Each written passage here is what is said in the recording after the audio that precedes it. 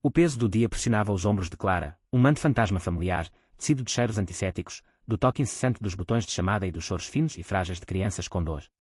Esse peso se instalava no espaço entre suas vértebras, uma dor surda que irradiava, manifestação física de um espírito gasto pela empatia. Ela se sentava curvada sobre uma caneca de chá morno no canto do The Daily Grind, um pequeno café que servia como sua câmara de descompressão, uma zona neutra entre o mundo estéril e de alta pressão da ala pediátrica e o silêncio equante de seu pequeno apartamento. Seu olhar estava fixo no redemoinho de leite no Yarrow Grey, mas ela não via nada. Sua mente ainda estava no quarto 304, reproduzindo a discussão, a dispensa, a arrogância fria e clínica do novo médico assistente. Ela havia notado a tonalidade cianótica sutil nos lábios da pequena Lily, a retração quase imperceptível em seu peito a cada respiração. Seus instintos, afiados ao longo de uma década observando, ouvindo e sentindo os frágeis ritmos de crianças doentes, gritavam que algo estava perigosamente errado. O Dr. Albright, porém, havia lançado um olhar para o monitor, visto números aceitáveis de saturação de oxigênio e dispensado suas preocupações com um sorriso condescendente. Ele é apenas um médico de livro didático, ela havia lamentado para uma colega, ele trata o gráfico, não a criança. Do outro lado do salão, Julian Croft observava. Ele não via uma profissional dedicada lutando com o peso moral de sua vocação. Ele via uma mulher derrotada pela banalidade. Do seu ponto de vista, isolado pela riqueza e pelo profundo silêncio de sua surdez, sua postura caída era um símbolo da mediocridade que desprezava. Seu mundo era feito de linhas nítidas, códigos eficientes e resultados mensuráveis. Emoção era uma variável a ser controlada, um algoritmo confuso e ineficiente. Ele havia construído um império baseado na lógica, e a mulher no canto era o retrato de sua antítese, cansada, sentimental, presumia ele, sem importância. Ele sentiu uma dor amarga familiar. Era o mesmo olhar de resignação cansada que havia visto no rosto de sua esposa antes dela partir, o olhar que dizia que o esforço de se comunicar com ele, de atravessar o abismo silencioso, era simplesmente demais. Ele aprendera a interpretar tais expressões como precursoras do abandono. Tocou uma anotação em seu tablet, um retângulo preto elegante que servia como sua voz, seus ouvidos e seu escudo. O mundo está cheio de pessoas que se rendem às suas circunstâncias. Tomou um gole de seu café preto, o sabor tão amargo quanto seus pensamentos. Ele não sabia que aquela enfermeira cansada possuía uma forma de genialidade que ele jamais poderia quantificar. E ela não sabia que aquele homem frio e julgador estava prestes a ter seu mundo meticulosamente construído despedaçado, e que seria ela a mostrar-lhe como reconstruí-lo. Seus dois mundos, separados pelo silêncio e pelo status, estavam prestes a colidir, não com um estrondo, mas com o sussurro quieto de uma humanidade compartilhada. Clara Hayes, aos 34 anos, possuía uma quietude que muitas vezes era confundida com timidez. Na verdade, era o produto de uma vida inteira de intensa observação. Seu silêncio era uma ferramenta. No caos sonoro de um hospital, ela encontrava informação nos espaços entre o barulho, no modo como uma mãe torcia um lenço nas mãos, no lampejo de medo nos olhos de uma criança antes de chorar, na hesitação quase imperceptível de um médico inseguro sobre seu próprio diagnóstico. Sua acuidade diagnóstica não era algo que pudesse ser ensinado em livros, era um conhecimento intuitivo profundo, forjado no cadinho da perda pessoal. Seu irmão mais novo, Lucas, havia sido um garoto frágil e brilhante que passara mais da metade de sua curta vida em uma cama de hospital. Clara, ainda adolescente, fora sua principal defensora, aprendendo a ler as sutis mudanças em sua respiração e em sua cor quando os monitores não mostravam nada de anormal. Ela aprendera da maneira mais dura que as máquinas tinham limitações, e que amor e atenção podiam ser ferramentas diagnósticas por si só. A morte dele, aos 14 anos, não a quebrou, galvanizou-a, encheu-a de um propósito feroz e inabalável, ser a enfermeira que sempre desejara que seu irmão tivesse. Sua vida fora do hospital era modesta e disciplinada. Morava em um apartamento no terceiro andar, um espaço aconchegante cheio de mais livros do que móveis. Revistas médicas e textos sobre síndromes pediátricas raras se empilhavam em sua mesa de cabeceira, enquanto as prateleiras da sala vergavam sob o peso da literatura clássica e da poesia. Era um espaço dedicado ao cultivo da mente e do espírito, um santuário contra o desgaste emocional de seu trabalho. Tinha poucos amigos íntimos, não por ser antipática, mas porque a intensidade de sua profissão deixava pouca energia para socializações superficiais. Suas conexões eram poucas, mas profundas, com Maria, a dona do The Daily Grind, que sempre deixava seu chá preparado, com a senhora idosa do apartamento 2B, para quem fazia compras, e, mais profundamente, com as famílias que confiavam seus filhos a seus cuidados. Elas lhe enviavam cartões e fotos, atualizações sobre marcos que ela havia ajudado a tornar possíveis. Esses eram seus tesouros. Julian Croft, aos 42, era um homem preso em seu próprio sucesso, como se estivesse encapsulado em âmbar. Seu apartamento de cobertura ocupava todo o último andar de um arranha-céu reluzente que ele mesmo havia financiado, um monumento de vidro e aço com vistas panorâmicas para uma cidade que já não ouvia. Sua vida era uma obra-prima de controle meticuloso. As refeições eram entregues. As reuniões eram conduzidas por videoconferência com transcrição em tempo real. Seu mundo era filtrado por telas, cada interação mediada por tecnologias que, em grande parte, ele próprio criara. Era fundador e CEO da Atel, uma gigante da tecnologia especializada em softwares de comunicação, uma ironia amarga que não lhe escapava. Conectara o mundo enquanto se tornava completamente desconectado. Sua surdez não fora congénita. Era um ladrão lento e rasteiro, uma traição genética que começara no fim de seus 20 anos e culminara, 5 anos antes, em um mundo de silêncio absoluto. A princípio, lutara contra isso, suportando cirurgias dolorosas e dominando a leitura labial com a mesma eficiência implacável que aplicava aos negócios. Mas o esforço era imenso. Cansou-se de fingir, de adivinhar, de encarar a piedade nos olhos das pessoas quando entendia errado. O golpe final veio quando sua esposa, Amelia, sentou-se diante dele, o rosto uma máscara de tristeza exausta. Não posso mais viver no silêncio, Julian, dissera, as palavras uma sequência de formas que ele já não suportava decifrar. Não é apenas que você não ouve. É que você parou de escutar. A partida dela fora o catalisador de sua retirada completa. Ele ergueu muros de código e riqueza em torno do próprio silêncio, convencendo-se de que preferia a solidão, de que a conexão humana era uma responsabilidade confusa e superestimada. Sua filantropia, incluindo a nova ala no hospital da cidade, não era tanto um ato de altruísmo, mas uma decisão estratégica de negócios, uma forma de moldar seu legado sem precisar lidar com a confusão das pessoas. Enquanto Clara mexia distraidamente em seu chá agora frio, um solavanco repentino sacudiu sua mesa. Julian, perdido em seu próprio monólogo interno, havia girado bruscamente, e sua pasta atingira o pé da pequena mesa. Sua própria xícara de café tombou, derramando uma onda de líquido escuro e quente pelo chão polido, respingando no couro já gasto dos sapatos de enfermagem dela. Oh! Clara arfou, saindo de seu devaneio. Imediatamente se ajoelhou, pegando um punhado de guardanapos do dispenser. Julian congelou, uma onda de irritação e constrangimento percorrendo-o. Ele odiava espetáculos públicos, odiava qualquer interação que não fosse em seus próprios termos. Observou a enfermeira, que, sem um instante de hesitação, começou a limpar a sujeira, seus movimentos eficientes e sem reclamações. Ela levantou os olhos para ele, com um pequeno e tranquilizador sorriso no rosto, como se dissesse, não tem problema. Sua resposta imediata e condicionada foi transacional. Aquilo era um serviço prestado. Requeria pagamento. Ele enfiou a mão na carteira, retirou uma nota de $50 novinha e a estendeu para ela, o rosto numa máscara fria e indiferente. O gesto pretendia encerrar a interação de forma rápida e limpa. Clara parou, a mão ainda segurando os guardanapos encharcados. Olhou para o dinheiro e depois para o rosto impassível dele. Por um instante, uma sombra de mágoa atravessou suas feições. Ele não estava oferecendo ajuda, estava tentando comprar a saída de um simples acidente compartilhado. Estava tratando-a como uma serviçal. Mas então, a mágoa foi substituída por uma onda familiar de empatia. Ela notou a tensão em sua mandíbula, o jeito como seus olhos desviavam, evitando seu olhar. Ele não estava sendo cruel, estava se defendendo. Estava blindado. Ela balançou a cabeça com suavidade, afastando a mão dele com um leve toque de seus dedos. Apontou para a sujeira, depois para si mesma, e deu de ombros, acompanhando com aquele mesmo sorriso simples.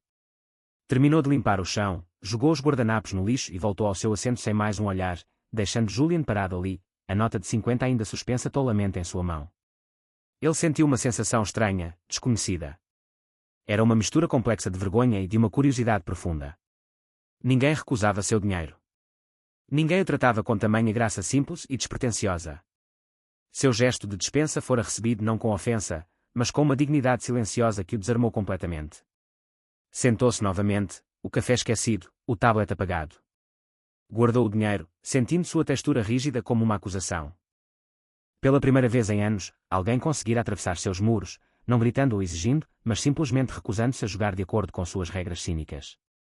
Encontrou-se observando-a novamente, mas desta vez, sem julgamento, substituído por uma única e ardente pergunta: quem era aquela mulher? A pergunta persistiu muito tempo depois de ele ter voltado ao silêncio estéril de sua cobertura. Tornou-se uma obsessão, um problema complexo que sua mente lógica precisava resolver. No dia seguinte, e no seguinte também, ele se viu de volta ao The Daily Green no mesmo horário, um homem poderoso reorganizando sua agenda em torno da pausa para o chá de uma enfermeira pediátrica. Convencia-se de que era um exercício intelectual, um estudo sobre uma anomalia humana. Ele se sentava em seu canto habitual, escondido atrás do tablet, mas não estava trabalhando. Estava observando.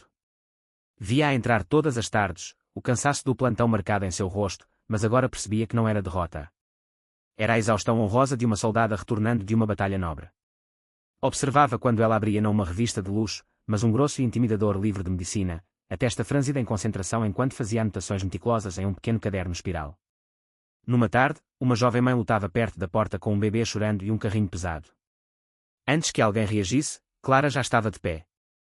Julian observou, fascinado, enquanto ela falava com a mãe em um tom suave e tranquilizador. Não pegou o bebê, mas se ajoelhou e ajustou delicadamente a manta do pequeno, com um toque tão hábil e reconfortante que o choro se transformou em soluços e, logo, em silêncio. Ela ajudou a mãe a levar o carrinho até uma mesa, ofereceu um sorriso caloroso e voltou ao seu livro como se nada tivesse acontecido. Não buscava agradecimentos, não fazia espetáculo de bondade. Era algo tão natural para ela quanto respirar. Outro dia, ele viu um estudante à frente dela na fila, o rosto ruborizado de vergonha quando o cartão de débito foi recusado. Quando o jovem começou a balbuciar um pedido de desculpas, Clara simplesmente avançou e encostou o seu próprio cartão no leitor. Eu pago, disse baixinho. Passe isso adiante algum dia.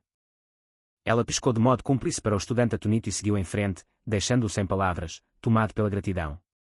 Julian registrava esses momentos na mente, pontos de dados que contradiziam toda a sua visão de mundo. Aquela mulher operava com uma moeda diferente, uma feita de empatia e graça silenciosa. Ele via Maria, a dona do café, tratar Clara não apenas como cliente, mas como amiga querida, guardando seus doces favoritos e conversando com uma familiaridade espontânea. Ele era um homem que comandava deferência, ela era uma mulher que conquistava afeto. A diferença era gritante e perturbadora. Sua curiosidade finalmente superou o orgulho. Enviou uma mensagem simples e criptografada ao chefe de segurança, um homem acostumado a descobrir segredos de espionagem corporativa e investigar investimentos bilionários. O pedido era incomum, um perfil completo e confidencial de uma enfermeira chamada Clara Eyes.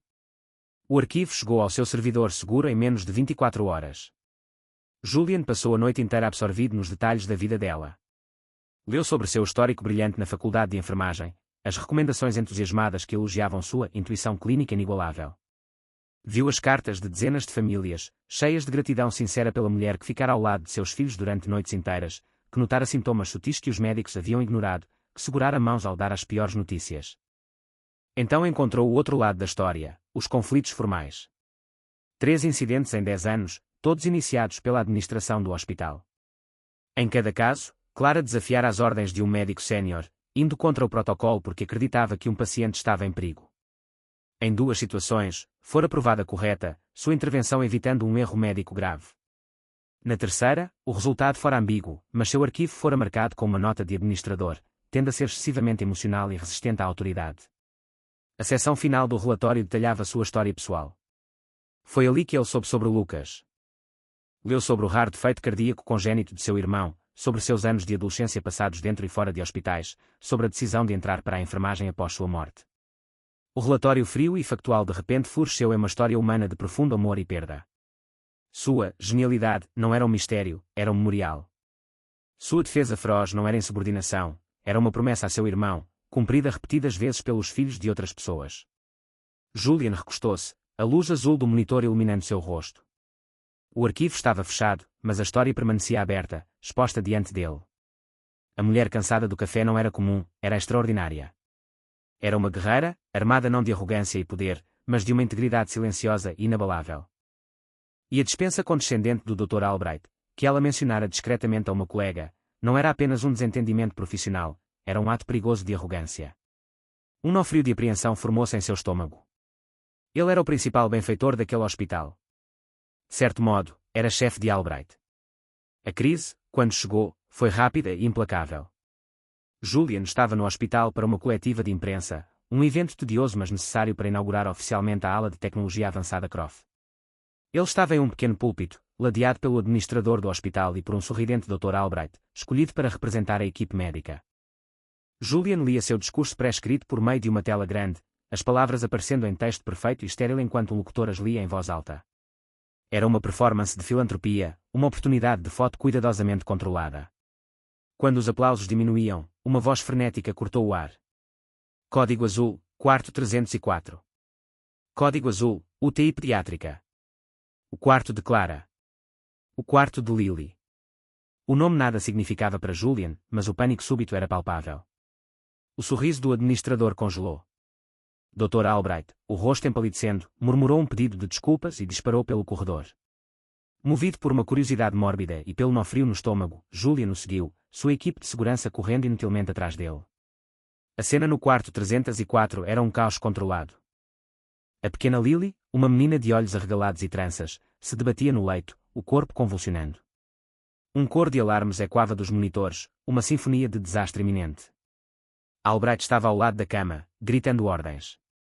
Ela está em fibrilação ventricular. 1 miligrama de adrenalina. Carreguem as pás para 100. Um residente, o rosto escorrendo suor, hesitou.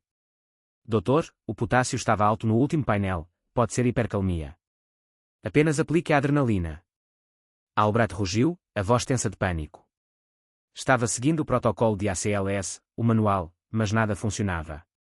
A cada intervenção, a condição da menina piorava, o ritmo cardíaco degenerando na tela em um rabisco caótico e letal. Nesse momento, Clara surgiu na porta.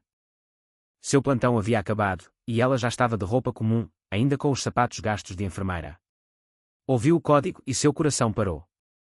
Absorveu a cena em um único olhar, o padrão específico da convulsão da garota, a cor arroxeada da pele apesar da máscara de oxigênio, o traçado frenético no monitor, a expressão em pânico de Albright.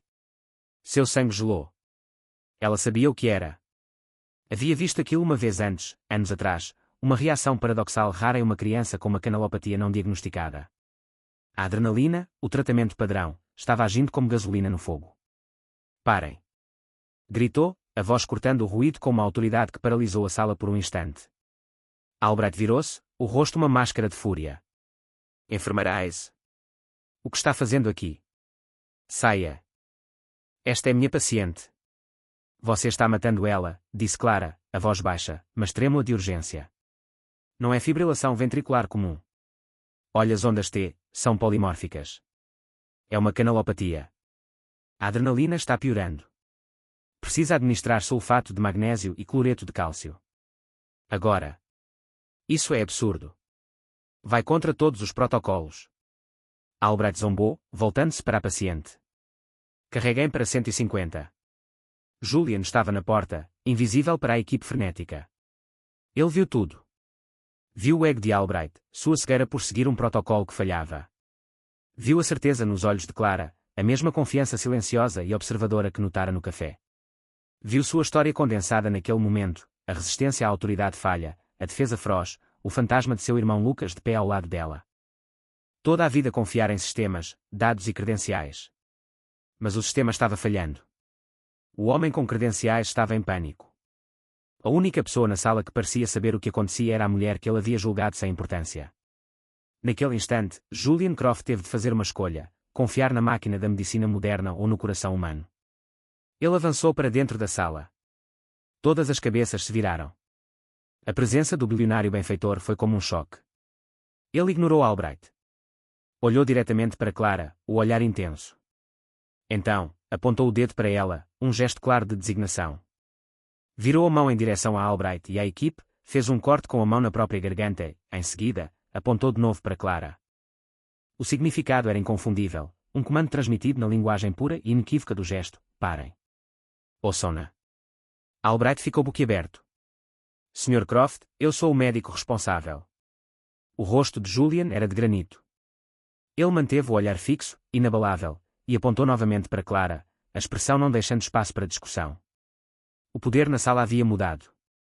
Já não residia no jaleco branco do médico, mas no silêncio do bilionário e na enfermeira tranquila que ele, inexplicavelmente, havia acabado de investir de autoridade.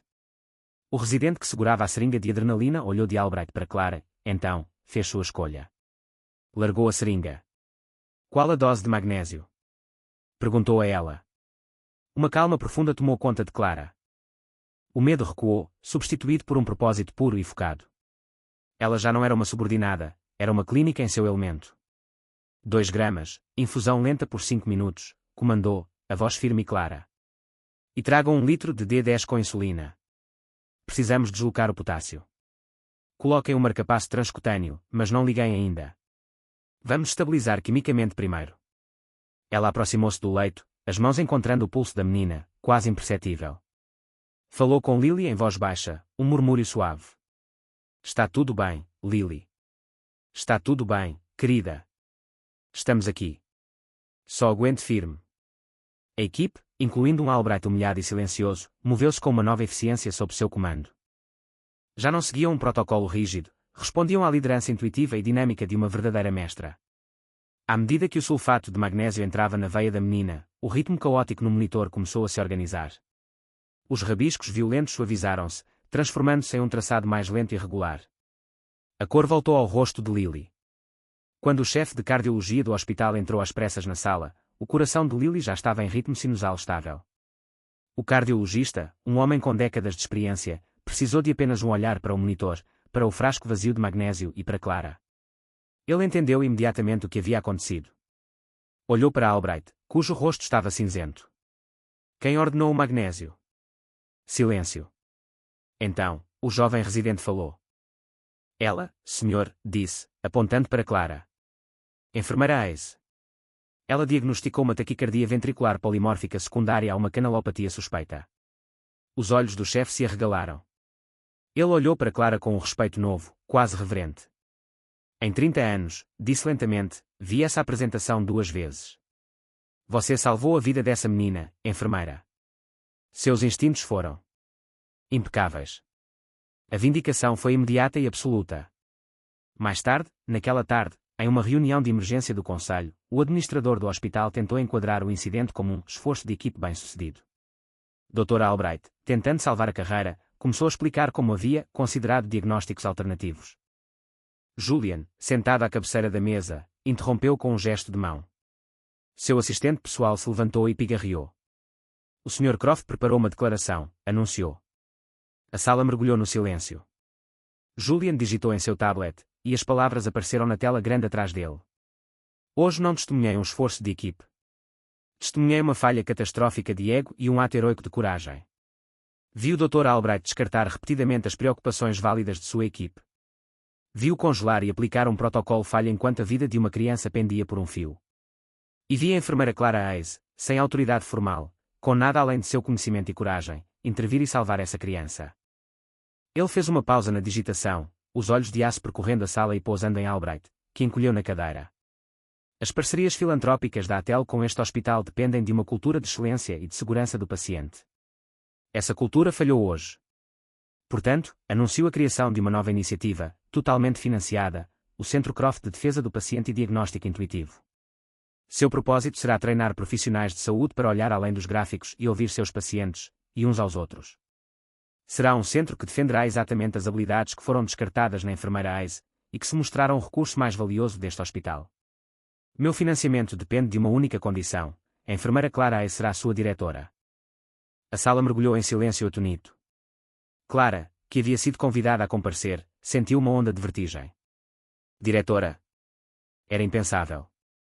Julian olhou diretamente para ela, e, pela primeira vez, ela viu algo além de frieza em seus olhos. Era respeito. Era gratidão. Era um pedido de desculpas. No silêncio que se seguiu, Julian solicitou uma reunião privada com Clara. Encontraram-se não em uma sala de reuniões, mas em uma pequena sala de espera familiar vazia, o ar impregnado dos fantasmas de antigas ansiedades. Ele não levou assistentes. Comunicou-se diretamente com ela pelo tablet, o silêncio entre os dois já não era constrangedor, mas confortável. Quer-lhe oferecer oficialmente a direção, ele digitou. O salário será equivalente ao de uma posição executiva. Você terá autonomia total, um orçamento significativo e meu apoio completo. Responderá apenas a mim. Clara leu as palavras, o coração acelerado. Era tudo o que deveria querer: poder, reconhecimento, a capacidade de promover mudanças em grande escala. Era um bilhete dourado para sair da rotina exaustiva de plantões de 12 horas e médicos arrogantes. Mas, ao se imaginar atrás de uma grande mesa, enterrada em orçamentos e relatórios administrativos, uma sensação profunda de inadequação se instalou. Ela respirou fundo e começou a digitar sua resposta no celular, mostrando a tela a ele. Sr. Croft, sou mais grata do que consigo expressar. Mas não posso aceitar. Sou enfermeira. Meu lugar não é em um escritório. Meu lugar é com as crianças.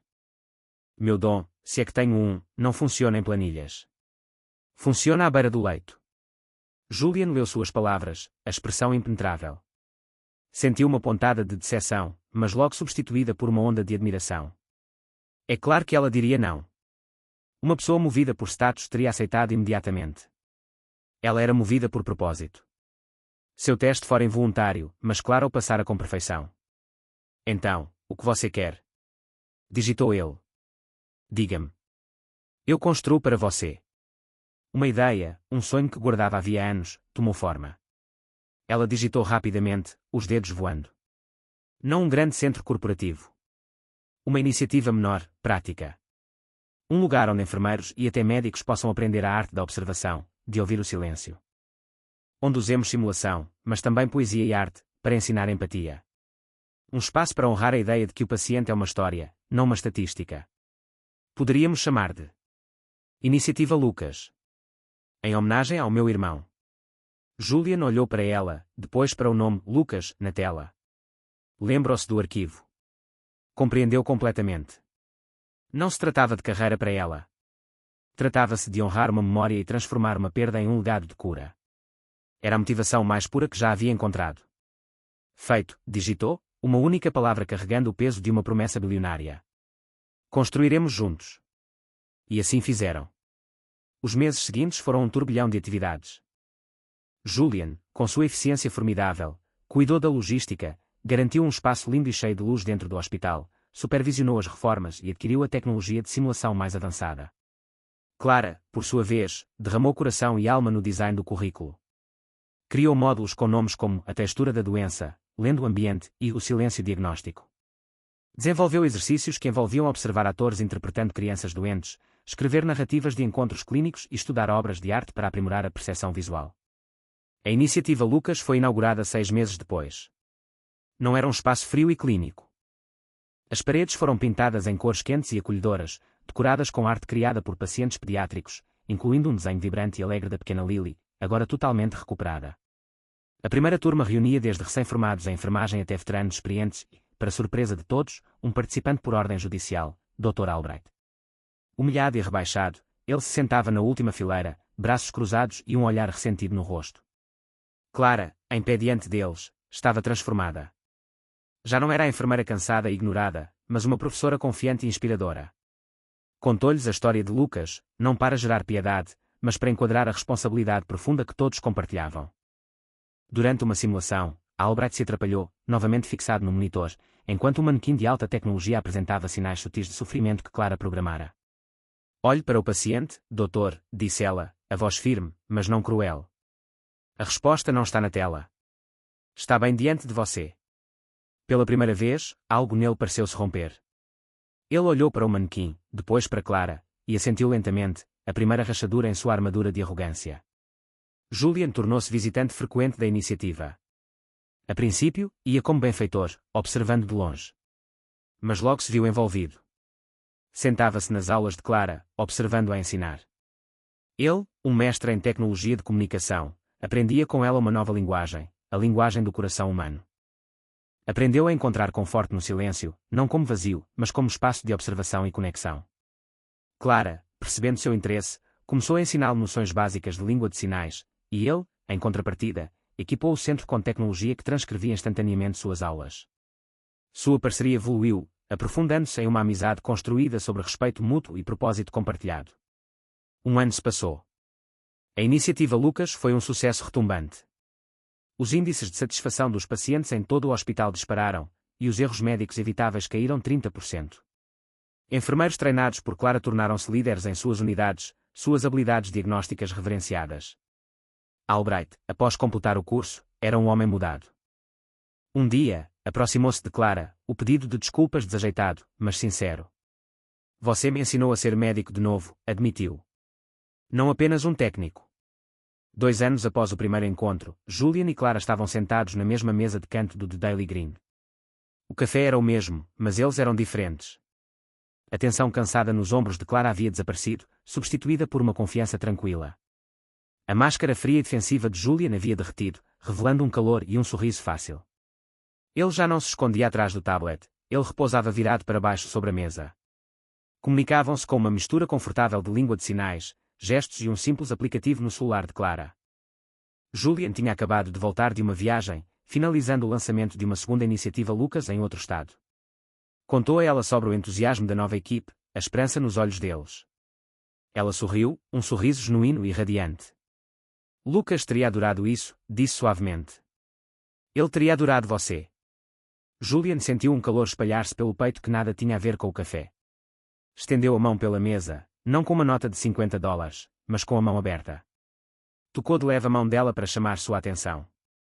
Então fez um sinal simples, um dos primeiros que ela lhe ensinara, um punho fechado sobre o coração, depois aberto, palma para cima, como se oferecesse o que havia dentro. O sinal de gratidão.